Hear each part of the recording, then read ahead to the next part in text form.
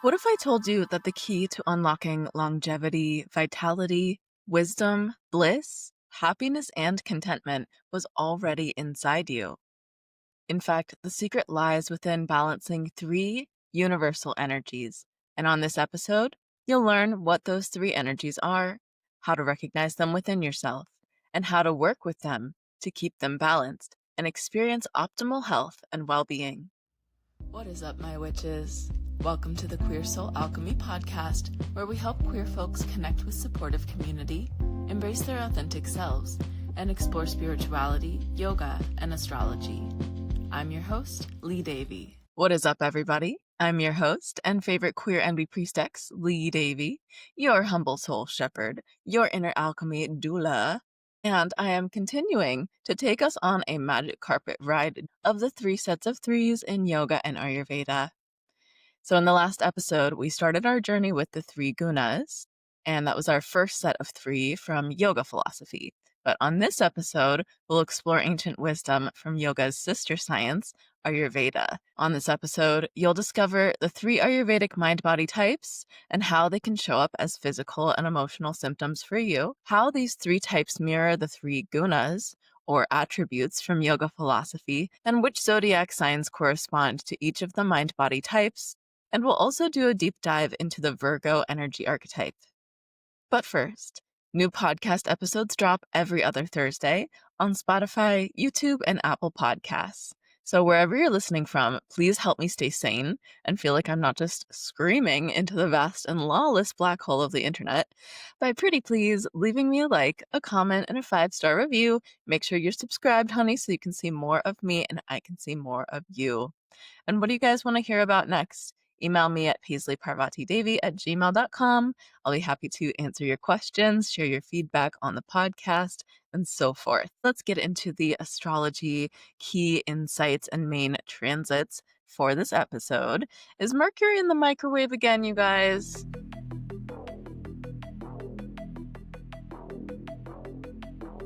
Woohoo! Mercury is not in the microwave, thank goodness. Mercury went direct on Monday, August 11th, but we're still in the post-shadow period. So there's always a pre-shadow period before a planet goes direct, and then the post-shadow period. And basically, I like to think of those two as a fade in and a fade out. So we faded into the Mercury retrograde energy, and then Mercury was fully stationed retrograde, which means it appears to be standing still. And then it started to appear to be moving backwards from the point of Earth. That is what creates the planet going retrograde. So then when that process is through, Mercury stations direct. So it goes from appearing to be not moving to appearing to be going backwards and then appearing to be still again before it moves forward once again. And that moving forward point is when we're in our shadow integration period, which lasts another 2-ish weeks or so after the initial 3-week retrograde period. So we're through the thick of it with Mercury retrograde in Leo for this summer. But like I said, we're still in the shadow integration period for another 2 weeks or so. So I'd like to invite you guys to consider what this Mercury retrograde in the sign of Leo brought up for you. We did a deep dive last episode where we talked a lot more about Leo energy, and it will depend on which house Leo rules in your personal natal chart. But what themes, what areas of your life are you feeling that Mercury retrograde in, that going over some part of your life, maybe reanalyzing or reconsidering certain deals or commitments that you've made? Where did you notice that Mercury retrograde in Leo energy coming up for your experience? And then where are you seeing that those lessons that kind of came up during that 3-week period being integrated again right now? So for me, as I mentioned on the last episode, this Mercury retrograde in Leo fell in my 10th house because my moon and my Mercury are both in my 10th house, which rules legacy and dharma. And moon means emotional fulfillment in our natal charts. Mercury represents intellect, our mind, our ability to analyze and problem solve and communicate and think and write. So for me, I translate that as in order for me to have a successful legacy and a successful career, for me to essentially achieve my dharma in this lifetime and actually like move my life's purpose forward, and for me to also feel emotionally fulfilled and mentally fulfilled, all of those three things tie together for me in the sign of Leo, which is self expression and individuality and warmth, and also the sign of the teacher, which I talked about again last episode. So for me, the Mercury retrograde in my 10th house in Leo brought up a lot around my career, especially my career as a teacher.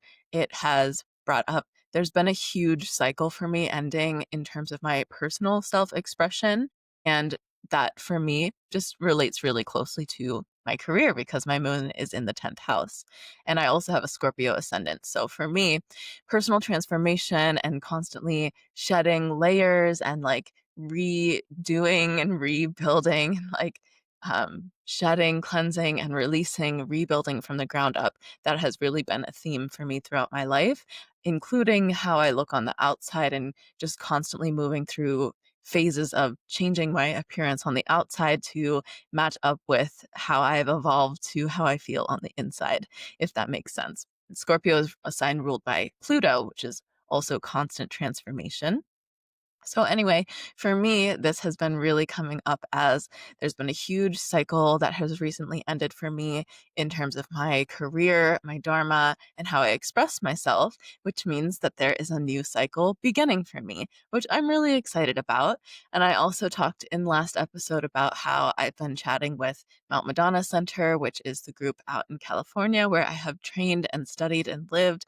So I'm really excited because this weekend I'm actually going to be going there to visit again for the first time in 6 years. I haven't been there since 2019, but I did live there for a full year from 2018 to 2019.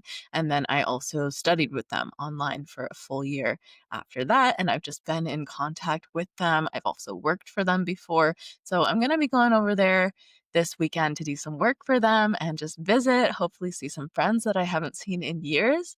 And I'm really, really excited, you guys, because not only does it feel like such a full circle moment, oh my gosh, just as I'm saying this, I'm remembering that when I decided to get my locks, my Shiva Jatas or my yogic locks, which I recently cut off, I was living at Mount Madonna. When I lived there originally at the Mount Madonna Center in Santa Cruz, California, I didn't ever think that I was going to wear the hairstyle of dreadlocks or Shiva Jatas or locks, they're called. And I just honestly never saw myself wearing that. And I didn't think it was my style or anything like that. Like the thought didn't cross my mind until I went to Mount Madonna the first time, which was in 2018. I originally landed there.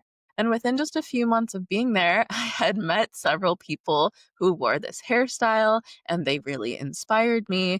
And the founder of the center, Baba Hari Das, who is also known as Babaji, he was a monk essentially his whole entire life. He actually went into the monkhood around the age of 8 and left the body when I was living at Mount Madonna Center. I think he was around age 83 or 85, somewhere around then. And he actually left the body when I was living there, which was considered to be very auspicious to be at a sacred place or a spiritual center during the time that the leader or spiritual teacher of that center, Baba Hari Das in this case, has left the body. And he is a very special teacher to me because there are many, many yoga lineages and yoga schools. And as is unfortunately the case in so many different types of structured spirituality, organized religion, certainly power structure is what I meant to say. A hierarchy, which is a power structure or an organization of a group of people. There is just bound to be, like, humans are fundamentally flawed in certain ways, right? In our human minds and human egos, we have like pitfalls and temptations, right? So inherently, when there are organizations of big groups of people, there's plenty of room for some of those people to be corrupt, right? And especially when people are given a lot of power, absolute power corrupts absolutely, even when folks go into it with the best of intentions. So, all that to say that unfortunately, in the yoga world, there are a lot of intentional yoga communities and schools of yoga where there have been scandals because the head teacher or the guru has been behaving inappropriately with students in one way or another and essentially abusing their power dynamic over those students. So we see this in all types of places, right? Anytime there's a power imbalance, anytime there's like a teacher and a student, or a boss and an employee, or politics, political officials, of course, anytime there's an imbalance of power, there's a potential to abuse that power. And so, yes, that has also unfortunately occurred in the world of yoga and in many different yoga communities and schools. However, this has not occurred at the Mount Madonna Center, and this did not occur with Babaji or Baba Hari Das, at least to my knowledge, which is so wonderful to me because it just gets very tiring. And I'm sure some of you can relate to this too, like folks that go into medicine or mental health or social services, and people always go into it with like the best of intentions, but there it takes all types for everything, right? So you have the people that go into it with the right intentions, and then you have the people that go into it with some other type of intention. So I have been drawn to yoga because it focuses on ethics and purity and upliftment of consciousness and the collective consciousness, right? But unfortunately, there still is corruption in yoga, just like there is everywhere else in the world. However, in my experience with Mount Madonna Center and Baba Hari Das as the teacher, there has not been that corruption. There has been actually like a lot of beauty and such a powerful community and just very strong, powerful teachings. And so I'm very, very, very grateful to have my connection to that. Anyway, I'm digressing again. I just realized as I've been sharing this story with you guys that I cut off my hair earlier this year. It had come to the end of my 7-year commitment for my dreadlocks. Go back and listen to that episode if you haven't already, if you want to know the whole story. But essentially, I went to Mount Madonna. I started forming my hair and my dreadlocks, as in I stopped brushing my hair within a few months of moving there. And then I vowed to keep my hair in locks for 7 years and commit to this path of yoga for at least 7 years. And then here I am, 7 years later. I just cut them off. My 7-year commitment was just complete in May. So a couple months later, I'm being called back to the original place where I decided to form them. So, wow, you guys, this has been such a full circle moment for me. And I think that really beautifully illustrates the specific cycle that I'm finishing up in my life. So, is there somewhere in your life that you see that? Maybe think back to around 6, 7, 8 years ago for yourself. What were you doing then? And were you just starting some kind of cycle or some kind of project that you're now completing? Does it have to do with the Leo part of your life or the Virgo part of your life? Let me know in the comments. All right, moving along. So we do have a Virgo new moon coming up in just a few days on Friday, August 22nd. And this is a very, very special and exciting new moon, you guys, because we have not only one, but two new moons in the sign of Virgo this year, and they are back to back. So we have our new moon on Friday, August 22nd in the sign of Virgo. And then we'll have a Pisces full moon after that. But then after the Pisces full moon, we have a second new moon in the sign of Virgo. And yes, this is rare. This is special. This does not happen every year. It doesn't even happen every few years. It's like somewhere in between. It kind of shifts around, right? Because the Gregorian calendar does not match up with the natural lunar cycles. There are 13 lunar cycles per year, but it doesn't always match up year to year with the actual months, right? So some years we get 2 new moons in the same sign within the year. Other years, we get 2 full moons in the same sign within the year, but there's no certain pattern. It doesn't happen every year, and the sign isn't always the same either. And so this is really special. This is essentially bringing an opportunity to bring even newer energy into the Virgo part of our life. Whichever house Virgo rules in your chart is going to be where you're personally feeling this effect. If you don't know how or where Virgo rules your chart, you can calculate your chart for free online. Make sure you're using the whole sign house system, or you can also contact me for a reading, and I'm always happy to run your chart for you. So not only do we have the new moon coming up in Virgo on Friday, but the sun moves into the sign of Virgo on August 23rd, which is this Saturday. So we have a double dose of Virgo energy, you guys. We always have that first new moon with the sun. Whatever sign the sun moves into, then the new moon follows in that sign as well. And then later on in the month, we have the full moon in the opposite sign of where the sun is. And so we'll have that Pisces full moon actually in the start of September. And so we'll be working with the Virgo and Pisces energy axis, which I'll talk about in the next episode. But up until then, we're still working with a little bit of Leo energy, but ultimately we're moving a lot more into this Virgo energy with not one, but 2 new moons. So like I said, the first new moon in the sign of Virgo is coming up this Friday.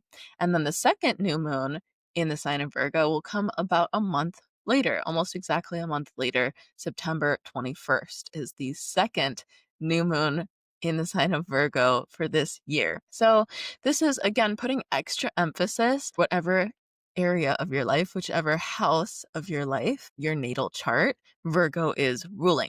For example, Virgo rules my 11th house. Okay, so Virgo and Leo are right next to each other. We just moved out of Leo energy. Leo rules my 10th house. We're moving from Leo into Virgo. So I'm going from 10th house energy being highlighted to 11th house energy being highlighted. The 11th house is social connections, friendship, networking, expanding through greater community, word of mouth marketing, social media as well, right? And that has a lot to do with 10th house energy too, right? Because 10th house is our legacy, the way we are perceived by greater society and the world at large. So like our public persona. And then 11th house also has to do with public persona and how acquaintances perceive us, how greater networks perceive us, our ability to network and make those social connections in more of an expansive and lighthearted way, our ability to organize, to tap into the community and tap into the collective. The 11th house is ruled by the sign of Aquarius, so it's the sign of the collective, all of humanity rather than the individual. So for me, since Virgo rules my 11th house, I am getting a double dose of Virgo new moon energy, and my 11th house is essentially opening up not once, but twice for a new infusion of this Virgo new moon energy. New moons tend to bring with them new cycles, new beginnings. It can be a time where seeds are planted that can then manifest months, years, even decades into the future. And new moons are a time to embark upon new projects and plant seeds of intentions or sow seeds of intentions into your own mind. Typically, we can go new moon to full moon for a cycle, but since we have 2 Virgo new moons happening back to back, we can go new moon to new moon. And, with each person's own spiritual practice, I really encourage you guys to feel into the energies for yourself on how you want to work your magic and when. For example, many people would recommend planting seeds of intentions on a new moon, and then that cycle would end on the full moon when those intentions are harvested, so to speak. But you could also plant your intentions on one new moon and harvest them on the following new moon. Maybe for your personal practice, you feel like you can set intentions on the full moon, and maybe that's a better time for you personally to set your intentions. And then maybe you want to go full moon to new moon or full moon to full moon. My point is, tap into your own intuition, notice how you feel the lunations, the new moon energy, the full moon energy, and it might vary from full moon to full moon or from new moon to new moon based on the signs that each one is in and what house those signs rule for you in your own personal chart. So by doing this, we can start to really create a pattern and recognize those patterns over time and see how each astrological archetype affects us personally, right? And this is where we can really use the science of astrology to work with these energies instead of feeling like the planets are just kind of working against us and out to get us, right? If we're aware of these energies, then we can know how to move with them and work with them and actually use the energy to our benefit rather than just being like confused and frustrated all the time. So, me talking about the 11th house, that's just showing where this Virgo new moon energy is coming up for me specifically. And then with the sun also in Virgo, I am feeling like I'm completely redoing a lot with like the podcast right now, with search engine optimization for my website and the podcast. I'm considering redoing systems for my business and also redoing some things, some strategies for how I'm doing things on social media. So I'm going through, I'm analyzing, I'm organizing, I'm making things more efficient and more streamlined. All of these things are Virgo energy, you guys. Virgo is a mutable earth sign that is dealing with very practical energies, dealing with analytical energies, what makes things work, what makes things work well. Virgo is a very like critical sign, and that can be for better or for worse, right? Virgo tends to, it can sometimes be so critical, it can be a bit nitpicky and even get kind of lost in the sauce. And so Virgo needs to balance itself by seeing the big picture. And that's where we come into Pisces energy, the opposite sign of the Virgo Pisces axis, where Pisces sees only the big picture and maybe not enough of the details, right? So Virgo can really get into the nitty gritty, really make things organized, so clean, so analyzed and efficient and locked down and perfect systems, and everything is placed so perfectly in each word perfect, each color perfect. But the downfall of that perfectionism is that Virgo energy can get a little bit lost in the sauce and not see the forest for the trees, so to speak. So we're dealing with a lot of this perfectionistic, critical, hardworking Virgo energy. So, how is this impacting you guys? Just notice where you feel this in your life. Do you have major Virgo placements in your natal chart? Again, if you would like, I can always pull your natal chart for you and do a full personal reading where we do a deep dive into your natal chart and what that means for you. Virgo is also the archetype of the perfect servant, the humble servant, self sacrifice, and constantly just wanting to be there for others, serve others, help others.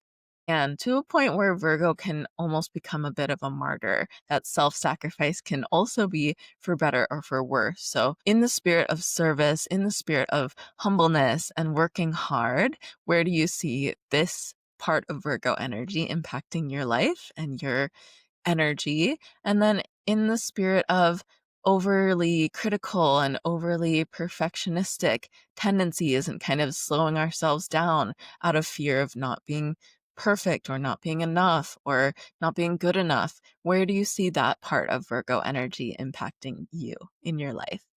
Leave a comment and let me know. I want to know, you guys. I'm curious. That is it for the astrological insights for this episode, you guys. And I'm so excited because we are getting into retreat season. Fall time is retreat season, and I could not be more happy. Looking forward to all these retreats we have coming up. The silent retreat in Canton at Yoga Central with Swami Shankarananda is always one of the highlights of my year.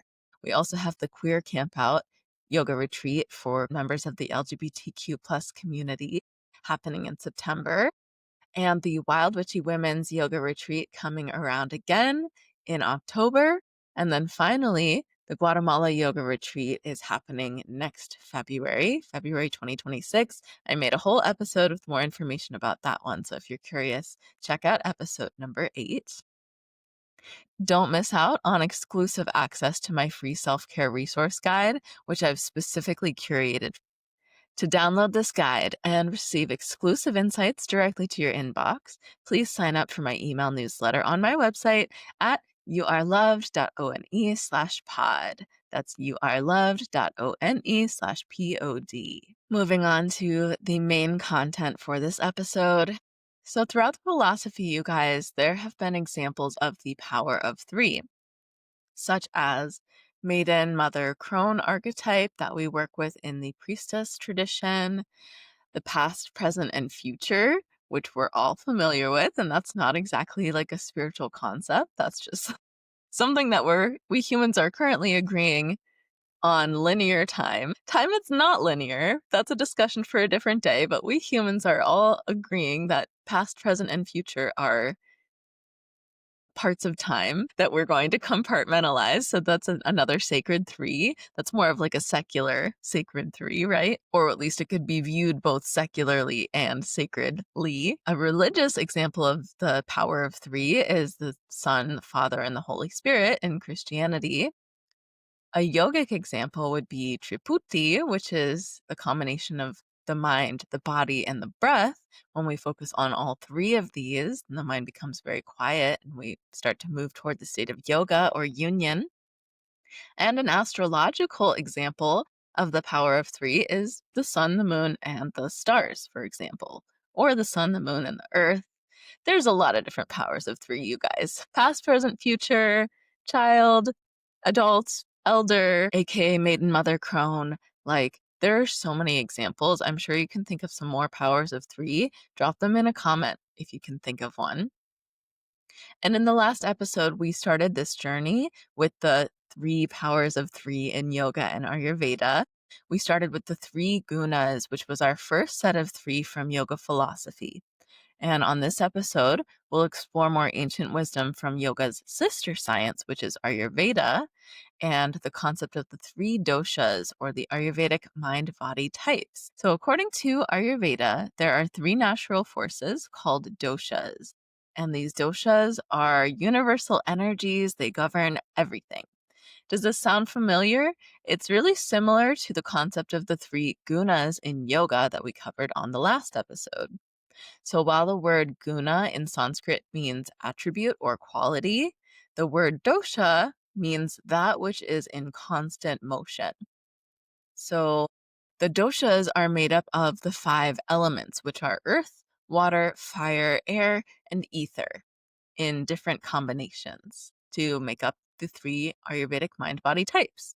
So the doshas are combinations of those five elements, and those five elements make up all of nature.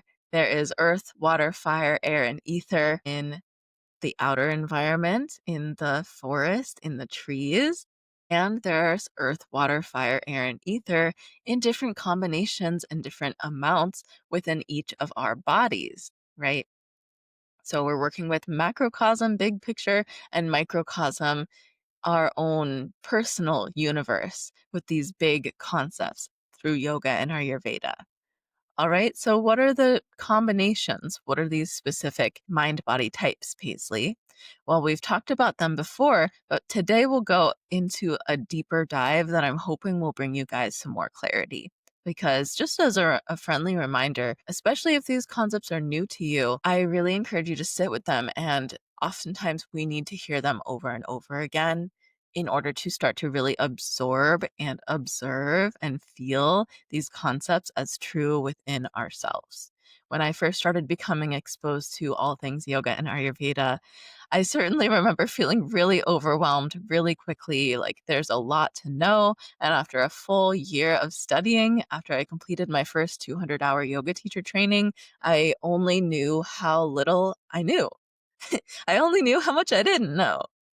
And that's kind of the point. Our Western minds want to latch on and like memorize everything and prove that we know everything and be able to like clearly explain things in a way that makes sense to the logical mind. That's how our Western minds are conditioned to kind of perform, right? But Eastern thought is very different. Eastern thought is much more web or collective focused, as in connecting many different concepts to each other and seeing all of the intricate, subtle connections in between so many different areas and realms of our life. So, when we're hearing about yoga and Ayurveda, especially if these are brand new concepts to us, it can be a lot and it can be like really confusing. So, I just invite you to don't expect yourself to know right away, or don't expect it to click right away, or certainly don't be harsh with yourself if it doesn't. These are the kind of things that we can listen and come back to the basics over and over again, and we can always learn something new.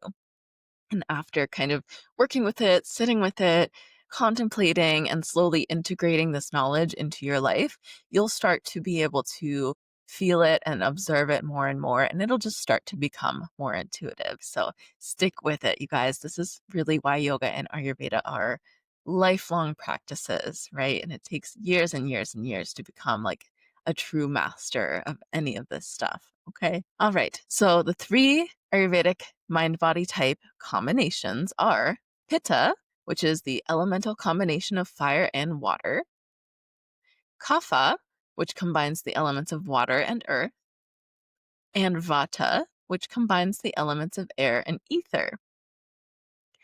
We're going to break these down in some more detail, and as we do so, I invite you to reflect on where you see each of these within yourself, because we all do have all of them.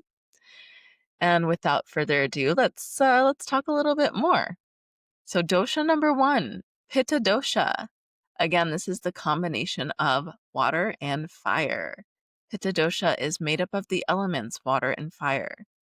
And the qualities of Pitta dosha include being hot, sharp, light, oily, spreading, and penetrating. So again, these energies are within us, in our bodies and minds, and they're also everywhere outside in the external environment. So in terms of nature, think summer, super hot, super humid, right? This is when Pitta dosha is highest outside. We talked about this a few episodes ago when we talked about Ayurveda for summer. We were specifically calming Pitta dosha. So do you guys remember our discussion of Rajas Guna from the last episode? Rajas is the passion, the fire of transformation, heat and energy, and it's also destruction. Rajas is drinking hot coffee and getting road rage on the way to your hot power vinyasa yoga class. I'm calling myself out. Rajas energy is feeling faint or irritable after eating spicy tacos and drinking tequila on the beach. Pitta/Rajas energy is the energy of horror movies, heavy metal music, UFC matches, and violent video games. These are all the types of things that Pitta predominant folks seem to be naturally attracted to. Rajasic or Pitta type things can be fun in moderation, but anything out of balance can cause a lot of suffering. So when Pitta dosha is out of balance, or when we have too much Rajasic energy, we can feel extra impatient or exhausted and suffer from acid reflux, inflamed or painful joints, or burning in digestion. So again, Rajas energy, Pitta energy, really, really similar, you guys. But when Pitta energy is balanced, a person can be decisive, influential, a great leader, highly ambitious, passionate, organized, motivated, and enthusiastic about life. On the contrary, when Pitta is out of balance, or when there's too much Pitta, it can cause anger, irritability, impatience, a critical or judgmental mind, heartburn, acid reflux, burning indigestion, migraines, inflamed joints, and skin conditions. So often, the natal charts of people that I see who are Pitta predominant, the most fire and water energies, tend to have fire signs in their chart, specifically fire signs, Leo, Sagittarius, and Aries. Sometimes there will be a mixture of fire and water. For example, I'm very Pitta predominant, and I have 2 water placements and 1 fire placement in my big 3. I'm a Cancer sun, Leo moon, and Scorpio ascendant. So I also do see the signs, specifically Scorpio and Cancer, for Pitta predominant folks. And I'm curious, you guys, if you have these signs that I just mentioned, specifically the fire signs in your chart, do you see the qualities of Pitta dosha in your mind and in your body? Comment and share. Moving on to the second dosha, which is Kapha dosha, made up of the elements of earth and water. The qualities of Kapha dosha include being dense, slow, cool, heavy, smooth, soft, slimy, and stable or static. So for the outer environment, think winter into spring, the time of the year when the environment is really cool or cold and wet because of water and earth being Kapha's elements. So this is when Kapha is highest outside, when it's cool or cold and wet. And if you think back to our discussion of Tamas Guna from the previous episode, Tamas is the energy of stability, form, inertia, growth, and heaviness. So if Rajas Guna is the force that makes the earth spin around, then Tamas Guna is the matter that comprises the earth herself. Tamas energy is a couch potato who loves to drink too much, sleep too much, and eat way too much leftover pizza. And while we might all indulge in tamas guna type of energy every once in a while, again, moderation is key. If we have an imbalance or too much tamasic energy, this can manifest as weight gain, brain fog, fatigue, sluggish digestion, and feeling depressed or feeling stuck. So all of the energies that I'm talking about and the different symptoms I'm describing can also relate to Kapha dosha. When Kapha dosha is actually like at an appropriate amount, the person feels peaceful, calm, grounded, affectionate. So an appropriate amount of kapha is really good. It's really healthy and important, right? Kapha also gives a person good immunity and fertility and health overall, like really nice vitality, vital energy around them, around their aura. But when out of balance, excess kapha can bring about greed, stubbornness, depression, attachment, or trouble letting go. Just basically like too much heaviness, too much inertia. This can manifest as the physical and mental symptoms that I already mentioned. So, as far as zodiac signs for Kapha dosha, I tend to notice the earth signs in the charts of people that are Kapha predominant. So Taurus, Capricorn, and Virgo. And because Kapha is both earth and water, sometimes I do see this with water signs as well, specifically Cancer and Pisces, or there might be a combination of those water signs with the earth signs. And the reason I don't list Scorpio is because Scorpio is ruled by Mars. So it tends to be a very fiery type of water sign, even though it's still a water sign. So because of that fiery element, I put it with Pitta instead of Kapha. So if you have these signs in your chart, Taurus, Capricorn, Virgo, Cancer, or Pisces, do you see the qualities of Kapha dosha in your mind and body? Comment and let me know. I'm curious. And finally, the third dosha, which is Vata dosha, made up of the elements of air and ether. The qualities of Vata dosha include being light, dry, cold, rough, mobile, and clear. So for the environment or the season, think dry and cold as it typically is around fall and early winter. This is when Vata dosha is highest in the environment. And like I said, the elements associated with Vata dosha are air and ether. These are the same elements that are also associated with the third guna or sattva guna, air and ether. So sattva guna is the point of inner peace, clarity, balance, and harmony. So in terms of the three gunas, rajas, tamas, and sattva, sattva is the point that we're kind of trying to aim toward or move toward. And it's actually the balance point in between tamas guna and rajas guna. So in between this energy of motivation, transformation, destruction, and this energy of groundedness, feeling structure and stable, and feeling strong. So again, sattva guna is the balance point between those two energies. It's the point of inner peace, clarity, balance, and harmony. And we can associate sattva guna with Vata dosha. But in Ayurveda, An imbalance of the air and ether elements can certainly lead to negative effects. And because of our culture, most of us do have, to some extent, a little bit of a vata dosha imbalance. So when we have too much of the air and ether elements in our mind or body, it can manifest as feeling anxious, overwhelmed, scattered, or ungrounded. And physically, this can manifest as constipation in our belly, excess gas and bloating, or chronic pain. I find that most folks do have at least a little bit of a vata imbalance, and this is because air and ether move the quickest out of the five elements. They're the most subtle and the lightest of the five elements, and so they are most easily changeable and they go out of balance most quickly and most easily. And like I said, the pace of our lives, specifically, just moving from one thing to the next really quickly, being really productivity oriented, technology being very fast paced, transportation being very fast paced, social media, all of these things can be really aggravating to vata and increase the air and ether elements.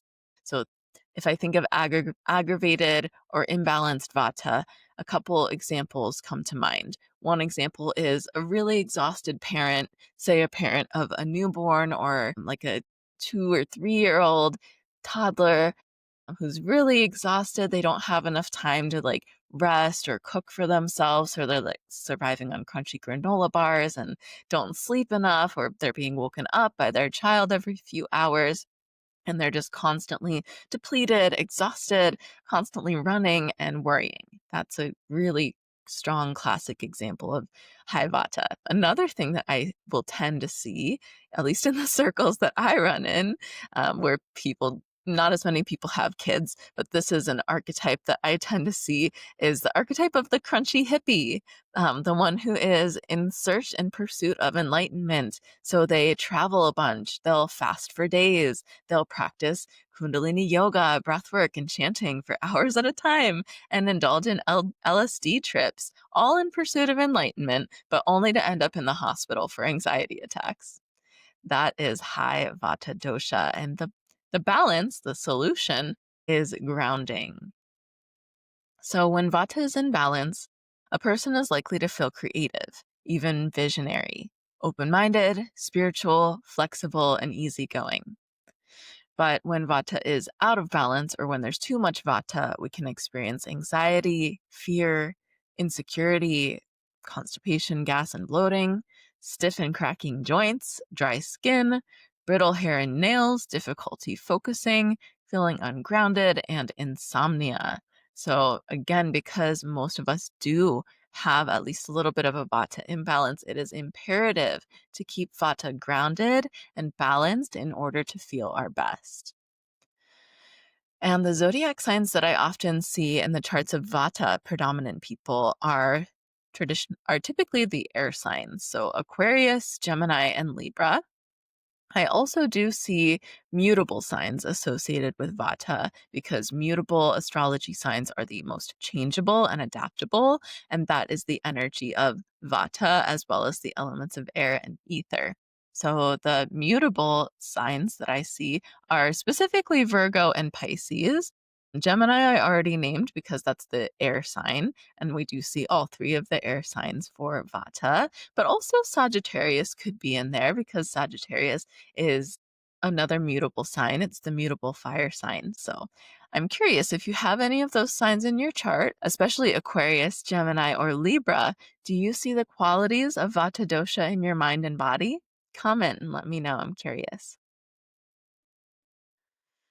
Living an intentional and mindful lifestyle where we focus on keeping all three doshas, and therefore all three gunas as well, balanced, promotes longevity, intelligence, vitality, wisdom, bliss, happiness, and contentment. Together, we can tailor these yogic and Ayurvedic principles to your life in order to support your wellness journey. So, to recap this episode, today we discussed the three Ayurvedic mind body types, Vata, Pitta, and Kapha, and how these can show up for you in your life, in your mind and body, as physical and emotional symptoms. We also discussed how these three types, these Ayurvedic mind body types, or the doshas, mirror the three gunas, or yogic attributes from yoga philosophy that we discussed in the last episode.